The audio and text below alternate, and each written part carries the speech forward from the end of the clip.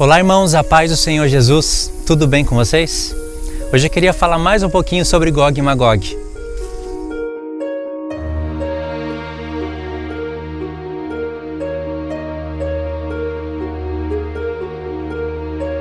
Vou indicar sempre, como eu faço, uns vídeos que eu já gravei sobre Gog e Magog. Os vídeos vão estar aparecendo aí na tela. Eu fiz um vídeo sobre Gog e Magog e queria que você assistisse esse vídeo também. Pode assistir só depois desse vídeo, não tem problema, mas assista esse vídeo também. Vai ser muito importante para o seu conhecimento. O que eu quero falar hoje sobre Gog e Magog é o seguinte, são coisas que eu não falei nesse vídeo. Então você pode assistir esse vídeo e ter eles dois como uma soma. Primeira coisa que a gente tem que ter em mente, quando Deus usa a expressão Gog e Magog, a gente tem que se fazer várias perguntas. Várias. Por que Gog e Magog? Os irmãos já sabem, a gente precisa ir lá na Tábua das Nações, em Gênesis 10, precisa ver onde se originou esses nomes, precisa meditar um pouquinho sobre tudo isso, mas Deus planejou muito mais além disso. Quando você estuda sobre os filhos dos filhos de Noé, já que foram citados apenas alguns nomes dos filhos de Noé, você precisa olhar com muita atenção para Sem, Cã e Jafé. Por isso que esse vídeo que eu gravei em casa com a lousa, com o mapa mental, é muito importante. Vou falar aqui resumidamente. Você precisa olhar com muita atenção para Sem, Cã e Jafé. Sabe por quê? Porque Deus fez promessas a Sem, Cã e Jafé, envolvendo o contexto histórico de Noé. E essas promessas feitas a Sem, Cã e Jafé, que foram feitas através de Noé, o Espírito do Senhor que estava em Noé, essas promessas têm que ser comparadas com as promessas feitas a Abraão, Isaac e Jacó. Tem que comparar. Deus quer que você compare o contexto histórico de Noé e os seus filhos com o contexto histórico de Abraão e os seus filhos e suas mulheres. Tem que comparar, obrigatoriamente nós temos que fazer isso, para receber revelações. Deus fez uma aliança com Noé e Deus fez uma aliança com Abraão. No fim das contas, vai ser a mesma aliança. No fim das contas, vai ser a mesma.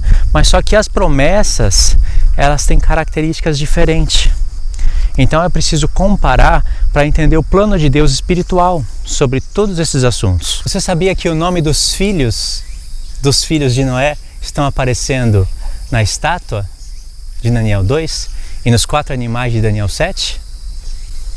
Alguns dos nomes dos filhos de Noé estão aparecendo. Isso quer dizer que para a gente compreender corretamente, com mais revelação sobre esses reinos que se formariam no futuro, é preciso olhar para Gênesis 10 e também para Gênesis 12. Entre Gênesis 10 e Gênesis 12 vai ter um grande mistério em Gênesis 11, por causa de Nimrod, por causa que Nimrod fez. Nimrod, ele se tornou o rei da Síria, ele é conhecido como rei da Babilônia também, porque ele queria edificar Babel. Então é preciso olhar para tudo isso, irmãos. Pode ter certeza. Agora, por que em Ezequiel 38 e 39 Deus usa as expressões Gog e Magog? Por quê? Por que o nome Gog? Algumas pessoas pensam que Gog não é o anticristo. Outras pessoas pensam que Gog é o anticristo. Gog é o anticristo ou não é? A Escritura revela isso? A Escritura revela isso com exatidão. O que a gente se confunde é por causa de Apocalipse 20. É um assunto que eu não vou tratar aqui nesse vídeo e já falo no vídeo que eu indiquei para você. São vários vídeos que eu indiquei para você, né? Através desse vídeo que eu indiquei no começo, eu vou indicar outros, né? Então é o seguinte, quando Deus usa a expressão Gog e Magog, está envolvendo muitos assuntos espetaculares. Vou dar um exemplo para vocês. Como que Deus tem coragem de querer revelar o futuro para a gente usando nomes antigos? Como que Deus tem coragem de usar nomes como Gog, que na verdade nem aparece na Bíblia? Aparece só algumas vezes, né? Mas e a origem dele? Não tem. Por que Deus usa nomes como Gog, Magog, Gomer, Tubal, Meseque? Como que Deus vai querer revelar o futuro pra gente usando nomes antigos? Só uma pessoa pode fazer isso. Eu digo uma pessoa no modo figurado de falar. Só alguém que é presciente, que é poderoso para ver o futuro, que tem o poder de decretar as coisas na base da sua presciência e tem o poder de planejar tudo, que pode falar dessa maneira. Só um Deus presciente que enxerga o futuro, que pode usar os nomes antigos para nos revelar o futuro. Então Deus planejou o seguinte: 3 pontos. O primeiro, a profecia. Deus planejou que a gente olhasse para a profecia em primeiro lugar. Segundo ponto, Deus planejou que a gente olhasse para a geografia. Terceiro ponto, Deus planejou que a gente olhasse para a história. São 3 pontos. Você pode colocar a geografia em segundo lugar e a história em terceiro, ou a história em terceiro e a geografia em segundo. Mas primeiro lugar é a profecia. Porque é dali que a gente começa a montar as coisas. A gente não consegue enxergar nada e montar quadro nenhum se a gente não olhar para a profecia. Se a gente olhar para a história e para a geografia, a gente já consegue entender muitas coisas. Tem muitos professores no YouTube, tem canais ótimos que eles estudam sobre a origem dos conflitos no Oriente Médio e eles acabam usando partes da Bíblia e partes do Alcorão como fontes históricas e acabam entendendo a origem dos conflitos. Eles conhecem que através de Ismael acabou se originando o Oriente Médio, esses países do Oriente Médio, que obedecem ao Alcorão, tem Alá por único Deus e Muhammad o seu profeta. E eles sabem que através de Isaac se originou o povo de Israel. De Isaac vem Jacó e de Jacó as 12 tribos. Eles conhecem isso, olhando apenas para a geografia, para a história e olhando parcialmente para as profecias. Só que como eles não conseguem entender as profecias, eles ficam perdidos no que vai acontecer no mundo. Mas para a gente é revelado essas coisas. Então como que eu vou entender o futuro olhando para nomes como Gog, Magog, Meseque, Tubal, mas qual? Persas, etíopes, está tudo em Ezequiel 38. Você percebe que nós estamos bem perto do fim e foi há pouco tempo que Deus permitiu a internet? Isso é para a gente observar. A internet não foi permitida por Deus somente para a gente ficar assistindo vídeos no YouTube, somente para a gente ficar assistindo novelas no YouTube, somente para a gente ficar assistindo seriados, filmes, ou para o mundo adquirir certo conhecimento. Deus sabia que tudo isso ia acontecer, mas a internet foi permitida por Deus para que a gente pudesse ver com os nossos olhos o cumprimento das profecias, para que a gente pudesse estudar, pesquisar todos esses assuntos e também para que a gente pudesse se conectar com vários irmãos de várias nações. Foi para isso que Deus permitiu a internet. A internet pode ser usada tanto para o mal como para o bem. No nosso caso, nós temos que usar ela para o bem. Então, falando sobre Gog e Magog, não é? Por que nós precisamos estudar as profecias? Não precisa nem de muita explicação. Sem profecia, sem revelação. E por que a geografia?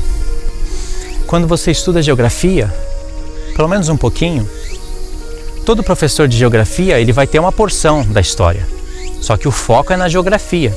E todo professor de história, ele vai ter uma porção de geografia, só que o foco é na história.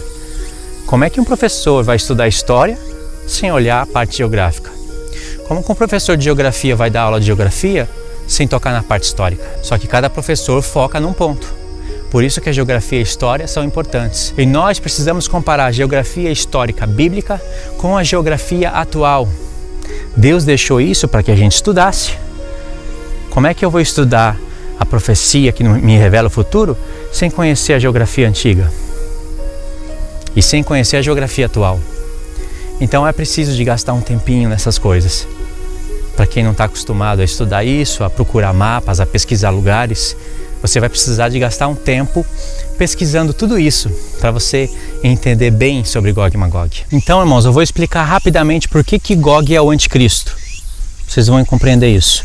E depois você somando com outro vídeo, vocês vão entender por que Gog e Magog acontece antes do milênio também, e não somente depois do milênio. Tem profecias que têm duplo cumprimento. Elas se repetem, mas você tem que olhar o sentido original disso. Tem pessoas que usam isso que eu acabei de falar para assuntos negativos, para assuntos que vão contradizer a verdade bíblica. Mas existem profecias de duplo cumprimento. Gog e Magog é um caso delas. Por que você acha que existe 2 vezes profetizado Gog e Magog? Deus falou tudo o que tinha que falar em Ezequiel 38, para que reiniciar a profecia em Ezequiel 39? Se bem que a gente não precisa olhar para capítulos, mas Deus praticamente reiniciou a profecia. Só que aí quando Deus reinicia a profecia em Ezequiel 39, ele fala algumas coisas diferentes, acréscimos adicionais. Então, somando com esse meu outro vídeo, você vai entender isso que eu estou falando. Não dá para explicar tudo ao mesmo tempo, né? Agora, olhando para Gog e Magog. Gog, ele é príncipe de Meseque e Tubal. Fala Gog e Magog, né? Mas vamos olhar para essa parte. Ele é príncipe de Meseque e Tubal. Gog é chamado de príncipe. Todos os outros nomes que vão aparecer depois de Gog, ele é príncipe. Entendeu, irmãos? Todos os nomes que vão aparecer depois de Gog, ele é príncipe. Presta atenção. Em Ezequiel 38 a gente tem Gog, um príncipe. E a gente tem povos que seguem esse príncipe. Isso lembra de alguma profecia? A gente não está vendo príncipe? Esse príncipe que há de vir, que está em Daniel 9, ali está ele. Veio em Ezequiel 38, 39.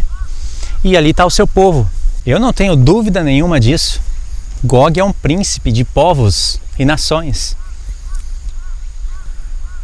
E Deus usa expressões ali. Todos eles junto contigo. Falando de Gog. Em Abacuque, eu já tenho falado disso nos profetas. Tá vendo esse vídeo que está aparecendo aí na tela? Você deve assistir esse vídeo também. Esse vídeo é muito bom para somar com esse. Então em Abacuque nós vamos ter um homem que ele tem o poder de juntar as nações debaixo do seu poder. A alma dele é como Sheol, como o inferno, cuja morte não se farta. Então a gente vê a morte e o inferno nesse personagem de Abacuque. Lembra do anticristo ou não lembra? Ainda mais quando eu sei que Deus deu essa visão para Abacuque respondendo uma pergunta que ele fez no início do seu livro. E essa visão, Deus disse que ela é para o tempo determinado do fim. E ela é tão importante que Deus falou para Abacuque: escreve em tábuas, escreve bem grande. Até aquele que vai passar correndo vai poder ver isso. Então essa visão, ela se apressa para o tempo do fim. Essa expressão, tempo do fim, determinado para o tempo do fim, está em Daniel 8, falando do chifre pequeno. É o anticristo. Então em Abacuque nós temos essa informação. Em Naum nós temos a informação de onde ele sai. De Nínive. Eu já expliquei isso no vídeo, né? Nínive hoje existe. Como que Nínive existe? Nínive ele está no norte do Iraque, do atual Iraque, que é a antiga Babilônia. Fazia parte do reino assírio também. Partes da Babilônia fazia parte do reino assírio.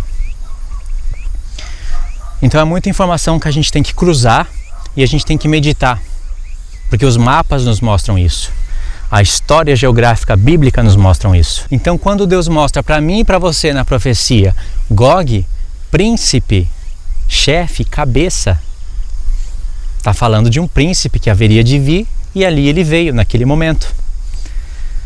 E os povos que estão com ele, é os povos que ele junta com a sua boca arrogante, como diz Abacuque, como diz Daniel. O chifre pequeno tem uma boca arrogante. Então a gente tem que somar esses profetas. Em Daniel, o príncipe que há de vir, ele é contra Deus, contra tudo relacionado a Deus. Em Ezequiel nós temos um príncipe que está profetizado no futuro, que ele haveria de vir nos últimos dias. A expressão últimos dias, depois de muitos dias, é uma expressão para o nosso tempo, não é uma expressão para depois do milênio. É por isso que Deus fala: depois de muitos dias você será visitado. Nos últimos dias hei de te trazer contra a minha terra. Olha, tudo isso é aleatório? Os últimos dias, na palavra de Deus, você tem que criar a conexão, como Deus mesmo criou. Essa expressão últimos dias, que está em Ezequiel 38, ela vai estar em Daniel 2, em Daniel 10, relacionando ali os pés da estátua com a explicação de Daniel 8. Quando eu falo dos pés da estátua, eu estou falando dos 10 dedos, que está em paralelo com os 10 chifres da besta de Daniel 7, do quarto animal. E essa expressão últimos dias, ela está tanto em Daniel 2 como em Daniel 10. Vai aparecer em outros lugares, como em Oséias 3. e volta a aparecer em Ezequiel 38.